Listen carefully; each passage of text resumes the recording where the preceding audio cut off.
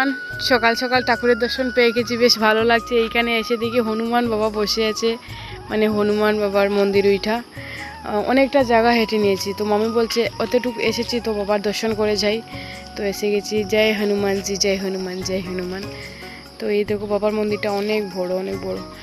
আর এইদিকে হচ্ছে আজকে যদি আসি, আমি বলছি না, ঠিক আছে, যদি আসি তো ওই রাস্তায় গিয়ে তোমাদেরকে একটা জিনিস দেখাবো। ভীষণ সুন্দর জায়গাটা, এই দেখো ওই জায়গাটার দিকে।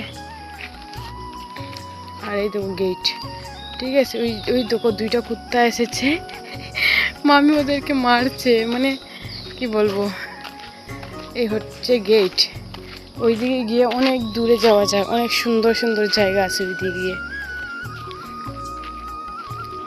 এই দেখো বেশ ভালো লাগছে, সুন্দর সুনসান জায়গায়। দেখো জালালপুর, ঠিক আছে। যারা ওইখান থেকে কেউ যদি দেখো তাহলে একটু কমেন্টে জানিও আমাকে। এ বাবা, বৃষ্টি এসে গেছে, বৃষ্টি বৃষ্টি এসে গেছে। এই দেখো সকাল সকাল বেরুনি কত কিছু দেখতে পাচ্ছি। দেখো বানাও দেখতে পাচ্ছি, বাপরে আমার ফোন না নিয়ে চলে যায়, পালিয়ে গেছে। আর এই যে উনার সঙ্গের একজন পেয়ে গেছে, ঠিক আছে। দেখো আমাদের সঙ্গে এসেছে, এখন আবার কার সঙ্গে দেখা হয়ে গেছে। এই ঝগড়া করো না, চলে আসো টমি, টমি চলে আসো, চলে আসো।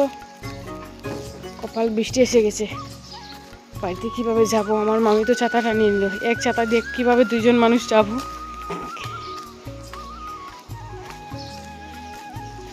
অনেকটা জায়গা বেশ ভালো লাগছে, অনেকটা জায়গা হেঁটে নিয়েছি, দুইটা বাজার ক্রস করেছি, বুঝতে পারছো?